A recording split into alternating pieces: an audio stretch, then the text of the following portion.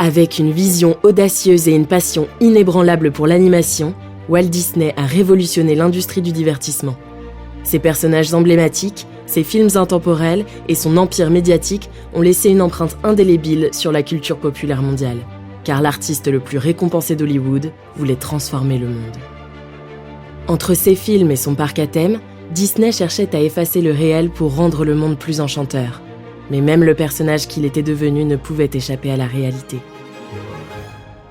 Vous écoutez Walt Disney, l'homme qui voulait changer le monde, première partie. L'histoire de Disney commence à côté de la petite ville de Marceline, dans le Missouri, un État du Midwest des États-Unis. Ce n'est pas là que le petit Walt naquit un peu avant Noël, il y a 120 ans, mais c'est là qu'il eut toute sa vie le sentiment d'être venu au monde.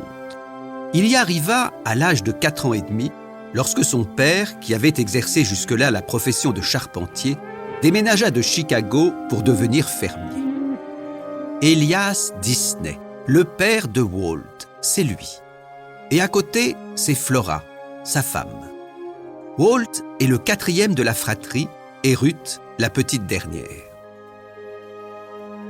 2 parents, 5 enfants.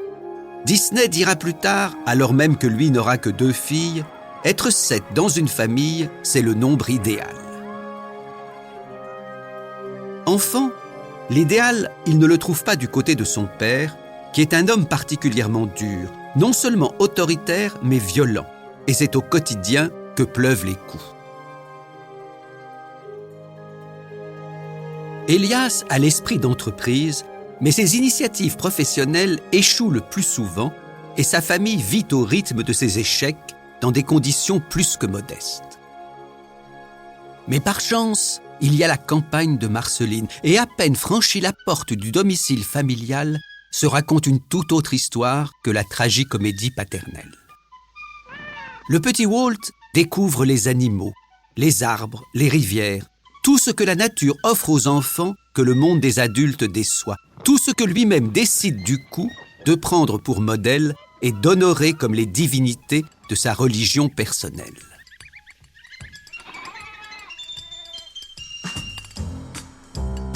En septembre 1917, les Disney retournent vivre à Kansas City, puis à Chicago.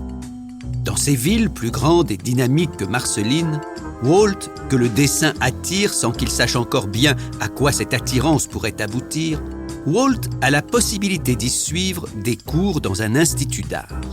Comme c'est l'une des rares fois où son père le laisse un peu agir à sa guise, il en profite, mais très vite, le voilà qui tourne en rond. Une pulsion l'anime. Il a besoin de voir de ses propres yeux. Et on ne comprend d'ailleurs rien à Disney si on ne comprend pas qu'il est d'abord et avant tout ce que Victor Hugo appelait un regardeur. Alors qu'il n'a que 16 ans, Walt trouve un travail à la Missouri Pacific Railroad et devient vendeur de journaux et de sodas à bord des trains de cette compagnie ferroviaire. Entre 2 transactions, il regarde le plus souvent possible par la fenêtre et pendant quelque temps s'en satisfait. Mais son besoin d'ailleurs est trop fort pour qu'il en reste là. La France dont les journaux américains ne cessent de parler à cause de la guerre de 14-18 qui l'ensanglante. Et si ce pays lointain était le nouveau monde qu'inconsciemment il cherchait. Disney avait une relation filiale particulière avec ses parents. Serge Bromberg, spécialiste du cinéma d'animation. Une relation d'admiration, mais aussi une réaction de fuite. Ce n'est pas un hasard si à l'âge de 16 ans, il ne cherche qu'une seule chose, c'est de partir loin du cocon familial. C'est assez caractéristique de Walt Disney, il est à la fois très ancré dans cette enfance qu'il a eue aux États-Unis, dans le Midwest, avec les animaux, la ferme, et son envie finalement de découvrir le monde. Sébastien Durand, auteur de Storytelling. Il a besoin de fuir aussi un petit peu chez lui parce qu'il a une famille, un père en particulier qui est extrêmement difficile avec ses fils.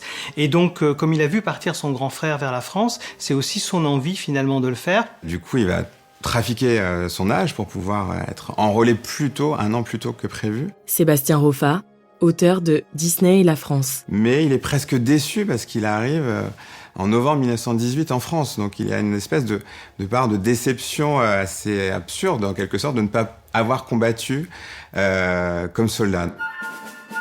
Il devient ambulancier dans la Croix-Rouge et lorsqu'il est en permission, il sert de chauffeur pour les généraux américains. Donc en fait, il va accompagner les généraux et leurs femmes aussi qui débarquent juste après la fin de la guerre pour visiter la France. Il découvre le Mont-Saint-Michel, il découvre l'architecture anglo-normande de la Normandie, Paris, qui est une révélation énorme pour lui d'une ville chargée d'histoire, et tout le nord de la France jusqu'à l'est. Il est bouleversé par la cathédrale de Strasbourg, par les automates de la cathédrale de Strasbourg. Et sans doute qu'une partie des scènes d'automates dans Pinocchio, où on voit Geppetto fabriquer des petits automates avec ses horloges, sont inspirées à Walt Disney par sa découverte des automates de la cathédrale de Strasbourg. Même le jazz, par exemple, il va le découvrir en France. C'est pas aux États-Unis qu'il va découvrir ce genre musical. C'est dans les caves de Saint-Germain-des-Prés. C'est ce qu'il va découvrir à l'époque. Les soldats américains, les soldats noirs qui font du jazz, c'est là qu'il le découvre parce que quand on a grandi à Kansas City ou à Marceline dans le Missouri, la vision qu'on a du monde et même la vision de l'Amérique, elle est très limitée. Donc la France, pour lui, ça va être vraiment la grande découverte, une des grandes découvertes de sa vie. Au retour de Disney aux États-Unis, à l'automne 1919, son père lui propose un poste dans la fabrique de confiture qu'il vient de monter. Un emploi en or pour un garçon d'origine modeste, lui explique-t-il. Mais Walt refuse et décide de se lancer dans la publicité. Lui, dont la formation de dessinateur est plutôt mince, il croit en son talent et en tout cas à sa bonne étoile. Tout en faisant la promotion des produits les plus variés, comme Newton dans son verger, il espère qu'une pomme lui tombera sur la tête pour découvrir son Saint Graal. Progressivement, Disney se forge une conviction. Son sort doit se lier à celui du cinéma qui, comme lui, n'en est encore qu'à ses débuts. Et alors, pour la première fois de sa vie, il se lance un véritable défi. Intégrer une vraie petite fille dans des scènes animées et mettre ainsi en image ce qui fonctionnera toute sa vie comme son fantasme fondamental, traverser le miroir. Ce sera les Alice Comedies, les aventures de la petite Alice qu'accompagne souvent un chat nommé Julius et qui se retrouve à Cartoonland, un monde étrange où cohabitent personnages de dessins animés et êtres humains, un monde où manifestement Disney rêverait de vivre lui-même, tant lui pèse l'opposition entre l'imaginaire et le réel, cette séparation inventée par les gens raisonnables pour isoler les rêveurs et les poètes. Sur le premier film d'Alice, Disney travaille sans relâche, se nourrit de haricots en boîte et dort dans son bureau. Mais quand le dessin animé est enfin terminé, il est trop tard. La jeune société qu'il a créée n'a plus assez d'argent pour poursuivre ce projet ambitieux et elle fait faillite.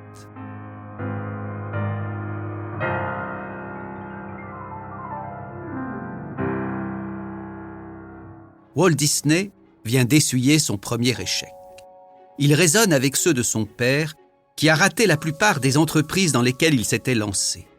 Tel père, tel fils, se demande Walt avant de se ressaisir et de se convaincre qu'il a 3 atouts majeurs.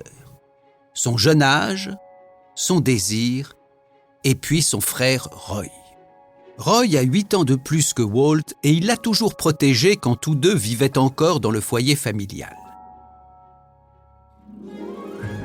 Habitant désormais à Los Angeles, Roy invite Walt à le rejoindre. À Los Angeles, Disney commence par travailler comme photographe indépendant. Mais il a toujours dans sa ligne de mire Hollywood et il se trouve désormais dans la même ville que cet Eldorado du cinéma. Dans l'Amérique des années 20, Walt Disney le pressent. Tout est à inventer dans la création animée. Le champ des possibles est immense et il y a donc une conjonction parfaite entre son désir et l'époque dans laquelle il vit. Il expédie la bobine d'Alice in Cartoonland à un distributeur de New York et reçoit en retour une offre séduisante. Réaliser 12 courts-métrages d'Alice payés $1 500 par épisode. Roy est bien plus pragmatique, sinon plus terre-à-terre que son jeune frère. Mais il se laisse gagner par son enthousiasme et tous deux décident de créer ensemble une nouvelle société. Les Disney Brothers Studios. Nous sommes en 1923, Disney a 22 ans, l'ascension commence. Finalement, c'est le schéma assez classique à Hollywood, des frères qui s'associent entre eux pour créer des studios de cinéma. Mais là, il se trouve vraiment deux qualités complémentaires. Walt sera le créatif et Roy sera le financier. Roy Disney, c'est vraiment le soutien permanent de Walt Disney parce que c'est son aîné, parce qu'il croit en Walt Disney. Pierre Lambert, auteur de Walt Disney, l'âge d'or. Et ce qui est amusant, c'est qu'on a souvent prêté à Walt Disney d'être un grand commerçant, un grand négociateur, un grand chef d'entreprise. En réalité, c'est son frère qui était un grand commerçant, un grand chef d'entreprise. Très souvent, Walt va plaisanter avec les journalistes là-dessus, en disant peut-être que Roy va m'autoriser, ne va pas m'autoriser. Enfin, moi, il joue beaucoup là-dessus, en disant, en gros, c'est un peu l'enfant qui fait un peu des folies, et Roy qui va le gronder ou qui va lui dire non. Il y a ce côté-là, grand frère, qui revient très souvent dans leur relation, et Walt n'hésite pas à jouer avec ça. Les deux frères passent leur journée ensemble, achètent 2 maisons adjacentes et se marient presque en même temps. Walt épousant une employée du studio, Lillian Bounds, avec laquelle il vivra jusqu'à sa mort. Le succès est rapide et l'argent qu'il gagne en témoigne. Mais entre Roy, le gestionnaire, et Walt, le visionnaire, c'est Walt qui a toujours le dernier mot. Et en 1926, il décide d'ailleurs que le studio portera pour l'éternité un seul nom, le sien.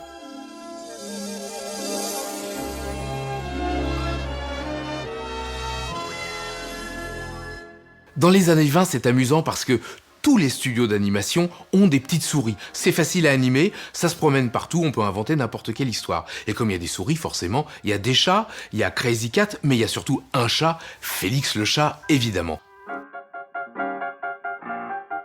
C'est surtout Félix le chat qui va l'influencer parce qu'il voit dans les Félix le chat une invention, l'utilisation du dessin animé pour ce qu'il est de plus intéressant, c'est-à-dire la transformation par le mouvement, les métamorphoses, ce qui n'était pas le cas des autres dessins animés qui étaient beaucoup plus statiques et qui se voulaient être narratifs. En fin de compte, c'était un peu des bandes dessinées, filmées.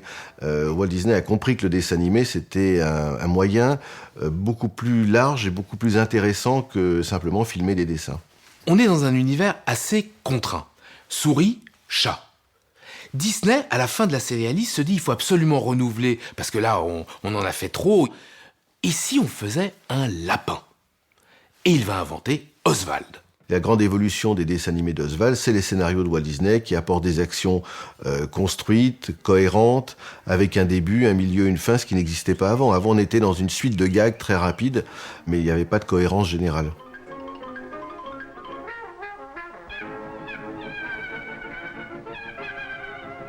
Oswald le lapin est un personnage nouveau qui est créé par Disney, mais qui, comme c'est la tradition dans l'industrie du dessin animé américain, va appartenir au distributeur.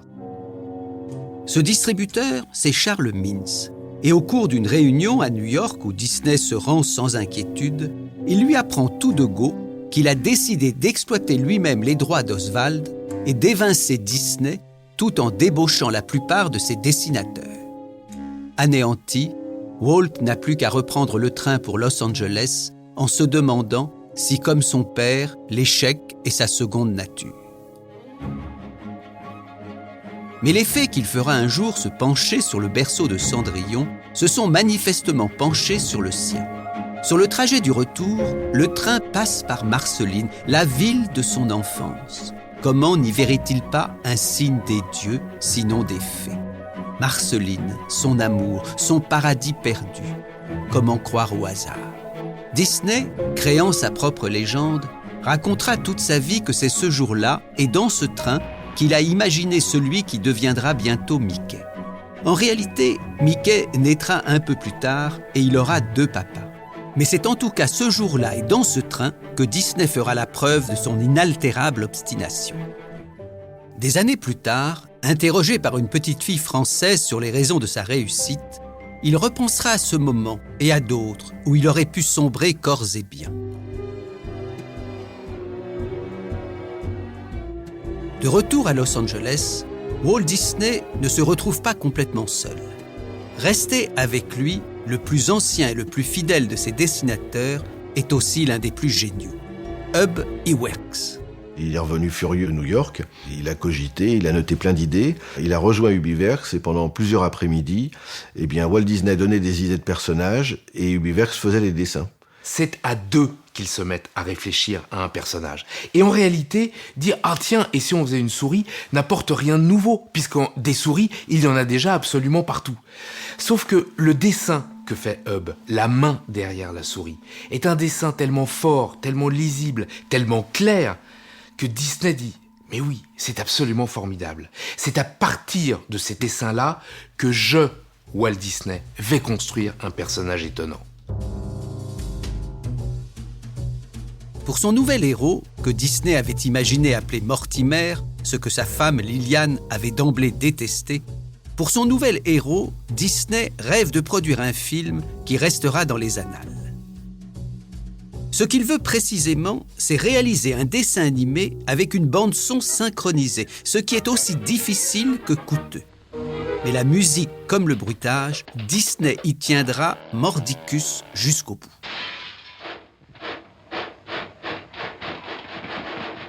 Steamboat Willie sort à Broadway le 18 novembre 1928. Comme tous les dessins animés de cette époque, c'est un court-métrage, 8 minutes, mais une pure merveille. Une révélation. Tout d'un coup, un dessin animé se met à exploser de l'écran. La petite souris chante, elle danse, tout d'un coup, elle devient très sympathique et forcément, c'est un personnage sur lequel on focalise. Mais ce qui explique aussi qu'on focalise sur Mickey, et cela en dit long sur le Disney de la fin des années 20, c'est que Mickey ressemble à l'origine à un working class hero, à un héros de la classe ouvrière. On ne le dit pas assez, mais Disney est ami avec Chaplin. Pour lui, sa petite souris appartient à la même famille que Charlot. C'est sinon un vagabond, du moins un prolétaire, un de ces millions de fils du peuple que la crise de 1929 va frapper de plein fouet. Walt, très jeune, est un grand admirateur de Chaplin et dans beaucoup de ses futures productions, on retrouvera cette patte-là. Christian Renaud, auteur de Les héroïnes Disney. Et chez Mickey, il y a ça aussi, c'est-à-dire le petit qu'on considère assez peu, mais qui trouve toujours des moyens d'y arriver, de battre les plus forts, les géants, les méchants, etc. Et Chaplin, c'est un peu ça. Mickey est l'Américain qui rebondit dans tout ce qu'il fait. Donc, au moment où la crise de 29 arrive, Mickey, qu'est-ce qu'il fait ? Mickey, on le voit, c'est un Mickey qui passe son temps au chômage. Et en fait, il rebondit. Alors, il a besoin d'offrir un bouquet de fleurs à Minnie, il prend un job, il perd son job, mais il a eu le temps d'acheter le bouquet de fleurs et il fait autre chose. Et les décors de ces cartoons et surtout de ces comics de Mickey, c'est l'Amérique de l'époque, c'est l'Amérique de Hopper, c'est l'Amérique de tous ces grands peintres, des photographes qui ont suivi les années de la Grande Dépression. Beaucoup de ces comics racontent des histoires de maisons hantées. Pourquoi ? Parce que les maisons, elles ont été abandonnées, parce que elles ont été saisies, les gens les ont perdues. Donc Mickey, il va devenir un grand remède à la crise. C'est le personnage toujours optimiste, qui s'en sort toujours, mais qui reste un petit finalement, parce que Mickey ne fait pas fortune, Mickey il ne trouve pas la solution à la crise. Il rebondit simplement, il garde son enthousiasme et heureusement il garde sa fiancée. Socialiste émérite, Elias aurait pu se réjouir d'être présenté par la presse comme le grand-père de Mickey, un quasi-camarade. Mais alors que l'Amérique encense et son fils et sa créature, lui reste de marbre. Tout en souffrant de cette froideur, Disney voit dans l'indifférence de son père la confirmation définitive de ce qu'il pressentait enfant. Il est bien l'antithèse de son géniteur, c'est à la fois son fardeau et sa chance. Commence alors à prendre forme l'idée que son destin est de corriger son enfance et de créer, grâce à Mickey, un autre monde que celui dans lequel tous les Elias de la Terre souhaitent enfermer leur fils. Madame Bovary, c'est moi, aurait dit Flaubert. Mickey, c'est moi, laisse entendre Disney. Il lui prête d'ailleurs sa voix dans les dessins animés et le considérant comme un associé, au même titre que son frère Roy, il n'hésite pas à l'inviter à ses signatures de contrat. En quelques années, Mickey est considéré comme un trésor national.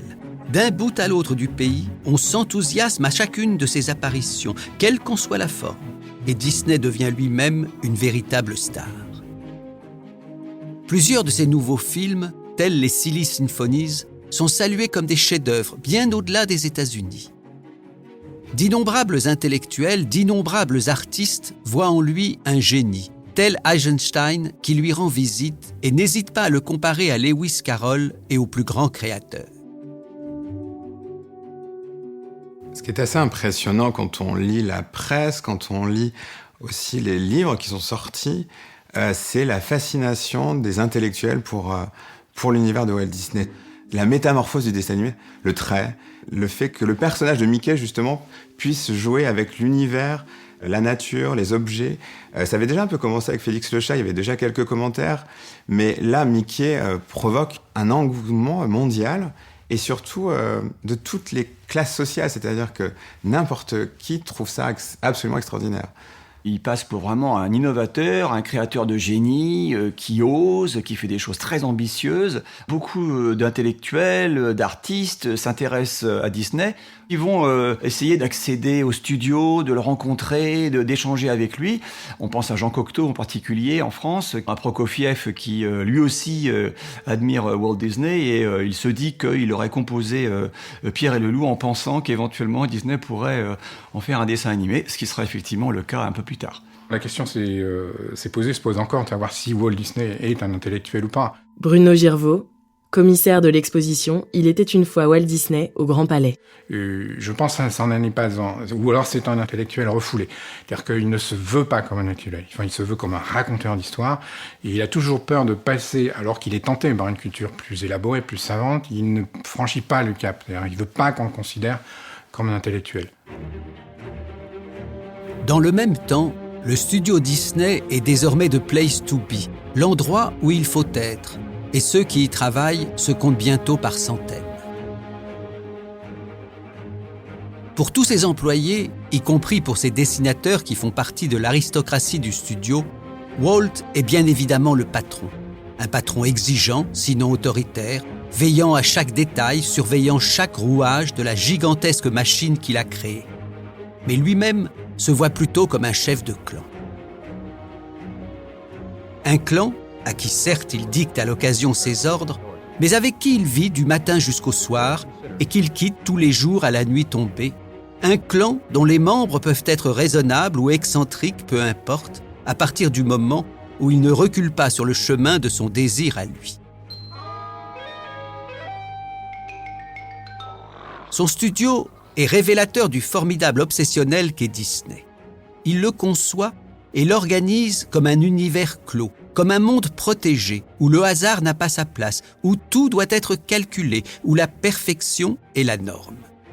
Disney s'inscrit de fait dans la lignée des utopistes du XIXe siècle, et même si le capitalisme reste sa boussole, avec ce que cela suppose d'inégalité salariale, le Walt Disney Studio ressemble par certains de ses traits à un phalanstère, à une communauté repliée sur elle-même et où chacun, quelles que soient ses origines et ses opinions, doit concourir à l'ensemble. Le studio Disney dans les années 30, c'est un bouillonnement artistique, intellectuel, effectivement, de tous bords. Il y a une énorme communauté européenne d'artistes, des gens qui fuient le nazisme et qui s'installent à Hollywood à cette époque-là. Donc il y a beaucoup de communistes, de gens de gauche, d'extrême gauche au studio. Et ça, Walt Disney s'en fiche complètement. Son studio à Hyperion était un endroit un peu fou, hein, avec des cabanes partout, avec des gens qui couraient dans tous les sens, une mixité totale. Sabrina Calvo, autrice de Un regard critique sur les trois caballeros de Disney. Le lieu lui-même représentait finalement ce bouillonnement imaginatif et créatif qu'était Disney dans les années 30. Et lui, il en faisait partie. Il était au centre de ce tourbillon. Joey Grant, qui était un des grands animateurs des studios, il me disait, en fait, un jour, il passe au-dessus de mon épaule et puis il dit on vit quand même quelque chose qui est de l'ordre d'une sorte de communisme à la Jésus-Christ. Enfin, c'est une parole de Disney. Donc, en fait, lui, il mélange tout. Et ce dont il rêve, c'est une communauté. Celle où on crée en groupe, où tout le monde est concentré sur la réussite d'un film. Le génie de Walt Disney, c'est d'avoir su trouver des talents exceptionnels. Et en réalité, il les a choisis dans tous les domaines. Donc il a choisi dans la musique, il a choisi dans l'architecture, il a choisi dans la peinture, bien sûr, et même dans la mode. Donc c'est très intéressant parce qu'il a été chercher les meilleurs partout pour pouvoir former la meilleure équipe possible pour faire des dessins animés. Il y a une petite fille un jour qui visite le studio et qui lui demande « Alors c'est vous qui dessinez ?» Et Disney dit « Non ». « C'est vous qui écrivez les histoires ?» ?»« Non. »« C'est vous qui réalisez ?» ?»« Non. » Et du coup, la petite lui dit « Mais alors vous faites quoi dans ce studio ?» Et donc il lui répond « Je suis un peu comme une petite abeille qui va de fleur en fleur et qui butine et qui va voir les artistes les uns à côté des autres. » Et c'est là d'ailleurs le secret de la dite petite abeille, secret qui sans doute en surprendra plus d'un. Walt Disney n'a quasiment jamais dessiné de sa vie. À partir de 1923, lorsqu'il crée son studio Hollywood, je n'ai connaissance d'aucun dessin de Walt Disney, si ce n'est des dédicaces, ou avec une tête de Mickey évidemment. Mais en réalité, Walt Disney n'avait pas de plaisir à dessiner. À partir du moment où il a eu les moyens de pouvoir engager des gens, il a arrêté de dessiner tout simplement. Il était très conscient des limites de son dessin, de sa qualité.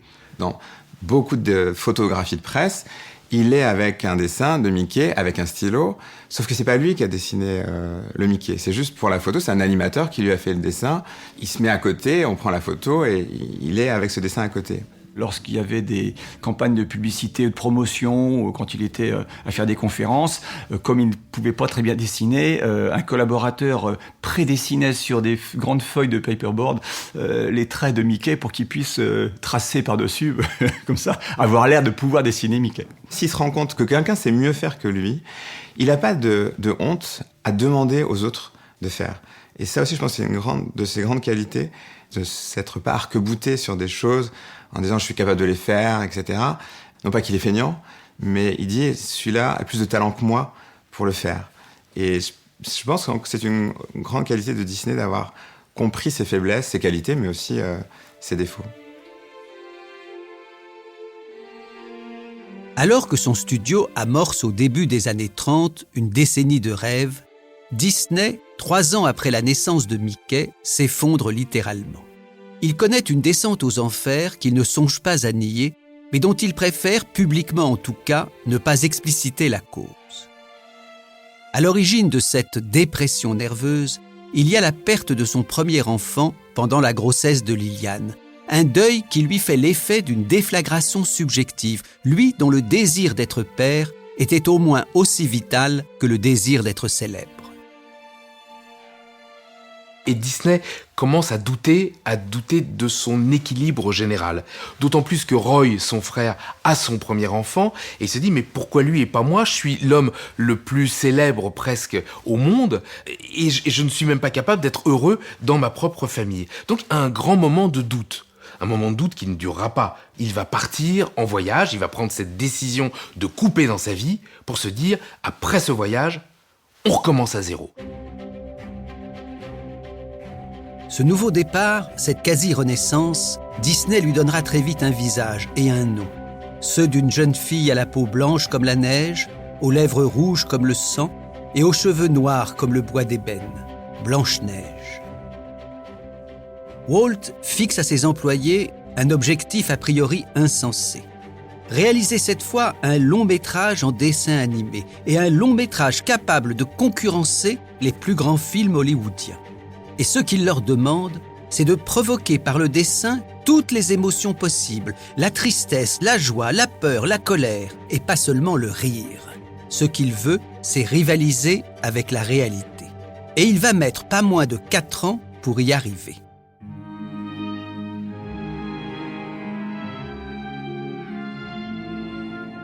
Blanche-Neige est un projet hors norme.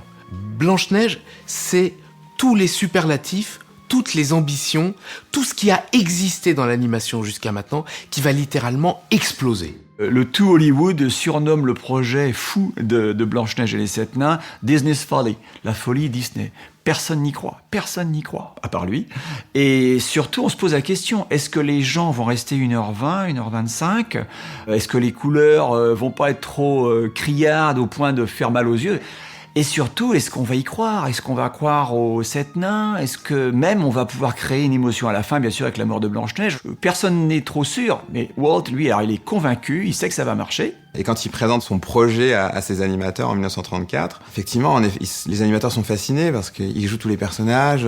On sent il a tellement envie de faire ce film-là qu'on est prêt à tout. Et puis, on lui fait confiance parce que les courts-métrages sont des succès absolument incroyables. On est juste après Les Trois Petits Cochons, qui est un succès planétaire. On est à Mickey, qui continue sur sa lancée. Donc, pourquoi pas faire un long-métrage?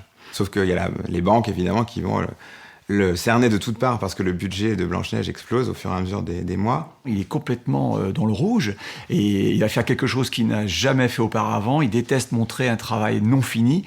Mais Roy, son frère, lui dit mais non, là, je vais pas réussir à trouver d'autres agents, donc il faut faire venir les banquiers et qu'ils se rendent compte de ce que tu fais, au moins, voilà, vends-toi. Parce que, voilà.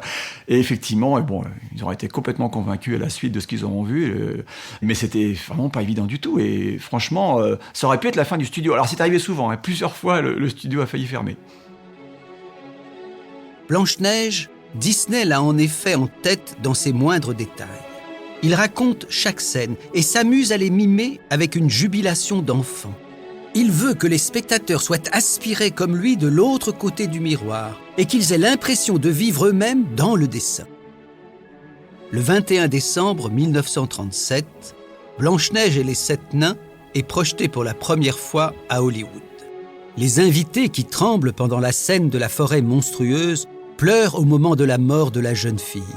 Pour Walt Disney, ces larmes sont sa récompense. Il a réussi à ouvrir un passage vers ce monde intérieur où vivent en chacun de nous les mythes. Cette fois, il parle non seulement aux enfants, mais à l'enfance, à ce moment si fugace où la frontière entre le réel et l'imaginaire est encore poreuse. Blanche-Neige sera le film des records, monopolisant les écrans, multipliant les produits dérivés, rapportant dès sa sortie des millions de dollars. Walt est couvert de récompenses et acclamé dans le monde entier comme le créateur d'un nouveau langage artistique. Il faut imaginer quand Blanche-Neige sort est projetée à New York, le New York Times dit c'est un séisme cinématographique du niveau de Naissance d'une nation, de Griffith. Bruno Girvaud, commissaire de l'exposition Il était une fois Walt Disney au Grand Palais. Donc c'est pour voir comment l'intelligentsia, même new-yorkaise, considère Disney. On est passé des balbutiements d'un dessin animé noir et blanc tout à fait modeste à un long métrage totalement abouti en couleur. Et en réalité, le dessin animé ne va pratiquement plus évoluer pendant 50 ans. La méthode pour créer Blanche-Neige, c'est la même pour créer le Livre de la Jungle des années plus tard, le dernier film de Walt Disney. C'est ça qui est extraordinaire. C'est exactement la même chose. C'est-à-dire il a réussi à inventer, à mettre au point, avec tous ses collaborateurs, techniciens, artistes, une méthode qui permet de faire des dessins animés de long métrage avec une organisation impeccable. Cela étant, les détracteurs de Walt n'avaient pas tort. Il fallait être en partie fou pour mener à bien un tel projet. Et c'est là que l'on peut saisir ce trait majeur de la personnalité de Disney. Bien plus qu'à Mickey, c'est à Donald qu'il ressemblait en fait. Oui, à Donald, l'être le plus délirant de sa galaxie, celui qui ne connaît aucune limite, qui ne respecte aucune consigne et qui suit toujours des logiques qu'il est le seul à comprendre. Donald est arrivé en fait parce que Mickey était victime de son succès. C'est-à-dire qu'il était devenu tellement célèbre que le public s'identifiait évidemment à lui, le public américain en particulier, et que dès qu'il faisait quelque chose qui était un peu trop osé, un peu trop audacieux, il y avait un flot de courriers qui arrivait disant « Comment pouvez-vous laisser Mickey faire ça? C'est pas normal, il devrait pas faire, etc. » Donc du coup, Donald est venu un petit peu comme un pendant pour dire « Moi je vais tout casser, je vais être le rebelle, le mauvais garçon, etc. qui s'en fiche, qui est pénible. » Et puis finalement, Donald est devenu de plus en plus célèbre et de plus en plus intéressant. Et ça, Disney en a conscience assez tôt. Et il va repérer le personnage de Donald, qui est un personnage secondaire, et il va l'extraire et il va dire, voilà, il faut un vrai personnage, quelqu'un qui pique des colères, et qui est menteur, qui est, le côté noir de Mickey. Et du coup, c'est effectivement le personnage le plus attachant, celui qui permet d'aller le plus loin, bien plus que Mickey. Walt Disney se comprend entre Mickey et Donald. C'est-à-dire toute cette ambiguïté d'un personnage qui veut donner une image parfaite, pro-américain, des valeurs morales, et puis le côté qu'il ne veut pas montrer, qui est Donald. Il faut savoir que Walt Disney est extrêmement colérique, et c'est pas étonnant si Donald est lui-même colérique. Donc en fait, j'ai l'impression que ces deux personnages qui sont les plus importants de l'univers Disney pourraient être la somme finalement de Walt Disney lui-même.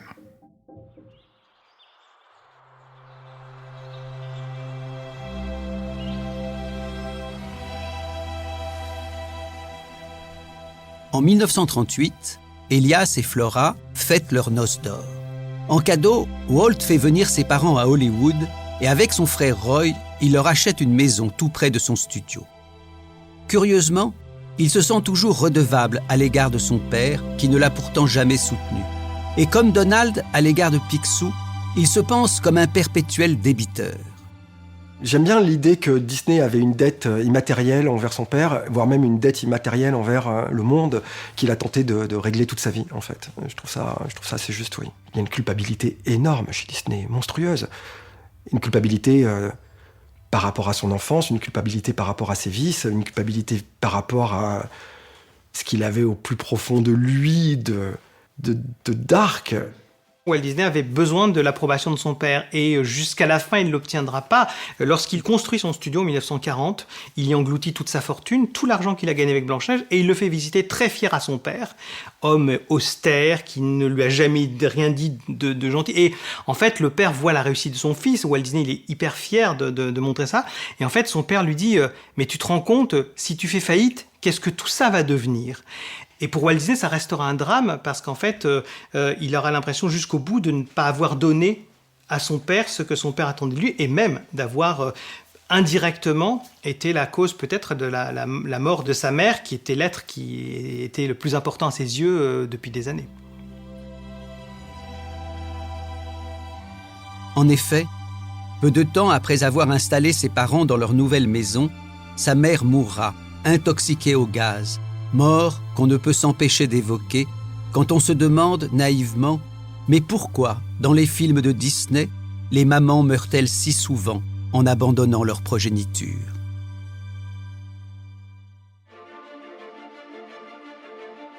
Si vous avez aimé ce podcast, vous pouvez vous abonner sur votre plateforme de podcast préférée et suivre Initial Studio sur les réseaux sociaux.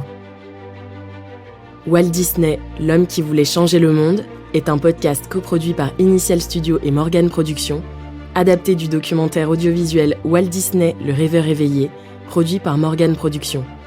Cet épisode a été écrit par Gérard Miller, Anaïs Feuillette et Coralie Miller.